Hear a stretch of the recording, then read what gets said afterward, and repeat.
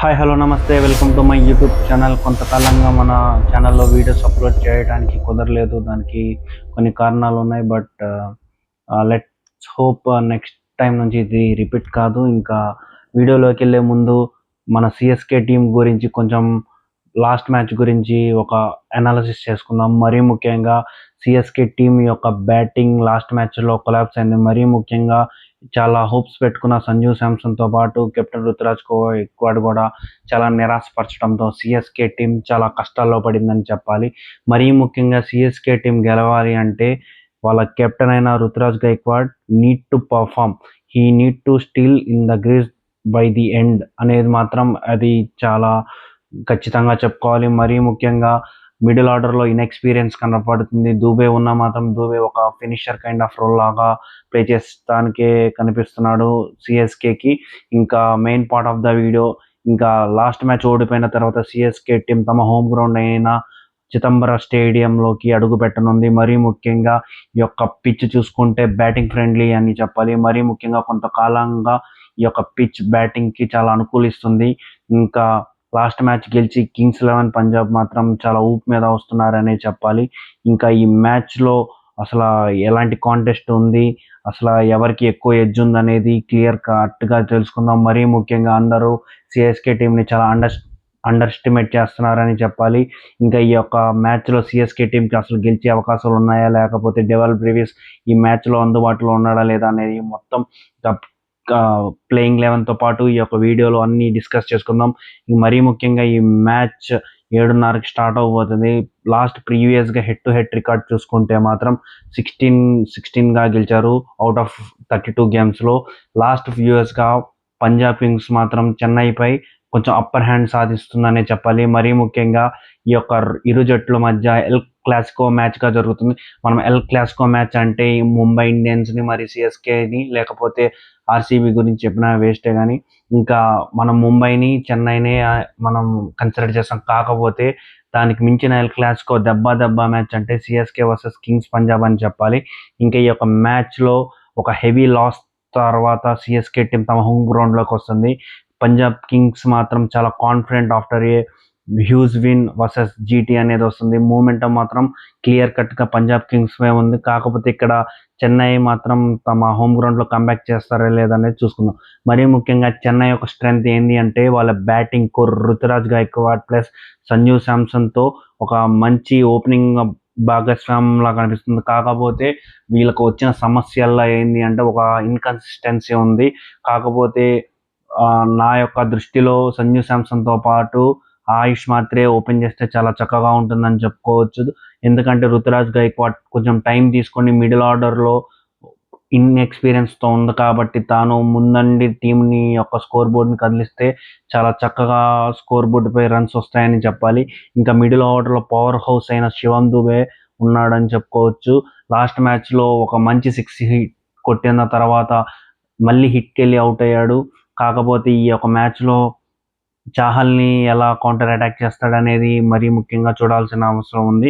ఇంకా CSK team యొక్క weakness వస్తే టాప్ ఆర్డర్ ఇన్కన్సిస్టెన్సీ అనేది చాలా స్పష్టంగా కనిపిస్తుంది. మరీ ముఖ్యంగా వాళ్ళ ఇద్దరు కెప్టెన్ అండ్ సంజు శాంసన్ పడిపోతే మాత్రం వాళ్ళ వికెట్స్ ఇన్ఎక్స్పీరియన్స్ బ్యాటింగ్ ఉండటం వల్ల ఈజీగా కొలాప్స్ అవుతారని చెప్పుకోవచ్చు. ఇంకా బౌలింగ్ అనేది చాలా వేవ్యాడ్తో పాటు చాలా ఇన్ఎఫెక్టివ్గా ఉంది. ఇంకా మిస్సింగ్ కీ ఎక్స్పీరియన్స్ అంటే ఈ యొక్క టీంలో మనకి సిఎస్కే అంటే గుర్తొచ్చేది ఒక ఎక్స్పీరియన్స్ క్యాంపెయిన్. కాకపోతే లాస్ట్ మ్యాచ్లో వాళ్ళ సీనియర్ ఆటగాడైన మహేంద్ర సింగ్ ధోని లేకపోవడంతో ఈ ఇన్ఎక్స్పీరియన్స్ చాలా కొట్టొచ్చినట్టు కనబడింది. ఇంకా ఈ యొక్క మ్యాచ్ గెలవాలి అంటే సిఎస్కే టీం మాత్రం వాళ్ళ కెప్టెన్ అయిన Ruturaj Gaikwad need to set up అనేది చాలా స్పష్టంగా ఉంది. ఎందుకంటే తాను స్టెప్అప్ అయ్యి టీంని ముందందు నడిపిస్తే మాత్రం సిఎస్కే చాలా ఈజీగా మ్యాచ్ గెలుస్తుందని చెప్పుకోవచ్చు. ఇంకా పంజాబ్ కింగ్స్ విషయానికి వస్తే ఇది ఒక బ్యాలెన్స్డ్ 11 అని చెప్పుకోవాలి. ముఖ్యంగా వీళ్ళ యొక్క బ్యాటింగ్ నెంబర్ 8 వరకు ఉంది. దాంతోపాటుగా వీళ్ళ బౌలింగ్ అటాక్ అనేది చాలా మంచిగా కనిపిస్తుంది. మరీ ముఖ్యంగా వీళ్ళకి ఆల్రౌండర్స్ బౌలింగ్ చేసే వాళ్ళు చాలా ఎక్కువగా ఉండటంతో బౌలింగ్లో చాలా ఆప్షన్స్తో పాటు పవర్ ప్లే బౌలర్ అయిన హర్షదీప్ సింగ్ కూడా మంచి స్పెషలిస్ట్ అని చెప్పుకోవచ్చు. దాంతో పాటుగా చెన్నై పిచ్చులపై మంచి రికార్డు ఉన్న చాహల్ కూడా ఈ యొక్క మ్యాచ్లో ఒక థ్రెట్గా మారే అవకాశం ఎంతైనా ఉందని చెప్పుకోవచ్చు. ఇంకా వాళ్ళ బ్యాటింగ్లో స్ట్రెంగ్త్ విషయానికి వస్తే ఓపెనర్స్ అయిన ప్రియాంశ్ ఆర్యతో పాటు ప్రభ్సిమ్రాన్ సింగ్ చాలా పవర్ఫుల్ హిట్టర్స్ అని చెప్పుకోవాలి, మరీ ముఖ్యంగా పవర్ ప్లేలో. దాంతో పాటుగా మిడిల్ ఓవర్స్లో గేమ్ని కంట్రోల్ చేయడానికి వాళ్ళ కెప్టెన్ అయిన Shreyas Iyer banker kind of innings పోషిస్తాడని చెప్పుకోవాలి. ఇంకా కాకపోతే వీక్నెసెస్ విషయానికి వస్తే మిడిల్ ఆర్డర్లో మాత్రం కొలాప్స్ అయ్యే అవకాశాలు చాలా ఎక్కువగా ఉన్నాయి. ఎందుకంటే ఎర్లీగా ఒక 2-3 వికెట్స్ కోల్పోయినప్పటినే వాళ్ళు కొంచెం ప్రెషర్లోకి వెళ్ళే సూచనలు బాగా కనిపిస్తున్నాయి. ఇంకా dependency on key players like Iyer and Stoinis పైన వీళ్ళు ఎక్కువ డిపెండెన్సీ ఉంటుంది.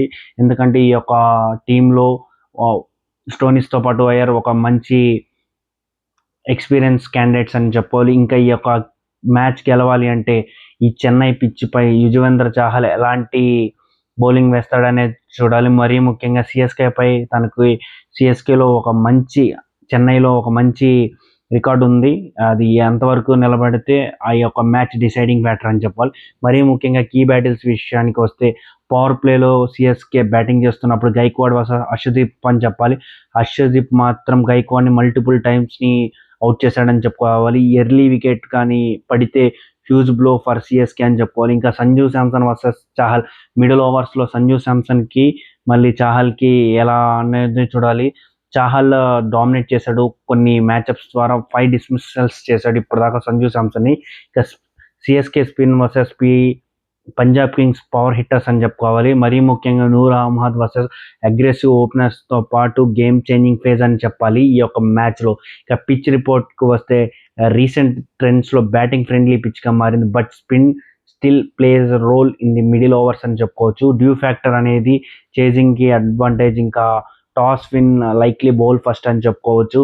ఇక ప్రాబబుల్ 11 గైక్వాడ్తో పాటు సంజు శాంసన్ ఓపెనింగ్కి రాక 1 డౌన్లో ఆయుష్ మాత్రే, 2 డౌన్లో మాథ్యూ షాట్, 3 డౌన్ దూబే, తర్వాత ఓవర్ 10 కార్తిక్ శర్మ, నూర్ అహ్మద్, ఖలీల్ అహ్మద్తో పాటు అన్షుల్ కాంబోజ్ వంటి వాళ్ళు ఈ యొక్క టీంకి చాలా బలం అని చెప్పాలి. ఇంపాక్ట్ ప్లేయర్గా అవసరమైతే ఒక బౌలర్ని, లేకపోతే లాస్ట్ మ్యాచ్లో తీసుకొచ్చిన ఎర్లీగా వికెట్స్ పోతే సర్ఫరాజ్ ఖాన్ వచ్చే అవకాశాలు ఉన్నాయి. ఇంకా పంజాబ్ విషయానికి వస్తే ప్రభ్సిమ్రాన్ సింగ్, ప్రియాంశ్ ఆర్య, కూపర్ కోన్లే, అయ్యర్, నిహాల్ వధేరాతో పాటు స్టోనిస్, జాన్సన్, చాహల్, హర్షదీప్ సింగ్ ఇలా ఒక మంచి పటిష్టంగా కనిపిస్తుంది వీళ్ళ యొక్క టీం.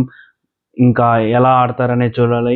ఇక మ్యాచ్ యొక్క ప్రిడిక్షన్ విషయం వస్తే సిఎస్కే విన్నింగ్ ఛాన్సెస్ అనేది హోమ్ అడ్వాంటేజెస్తో పాటు కొంచెం స్పిన్ ఫ్రెండ్లీ కండిషన్స్ని ఎలా యూస్ చేసుకొని ఉంటారనేది ఈ యొక్క మ్యాచ్ యొక్క ఫలితంపై ఉంది. ఇంకా పంజాబ్ కింగ్ విన్నింగ్ ఛాన్సెస్ అనే బెటర్ కరెంట్ ఫామ్తో పాటు మోర్ బ్యాలెన్స్ స్క్వాడ్గా కనిపిస్తుంది.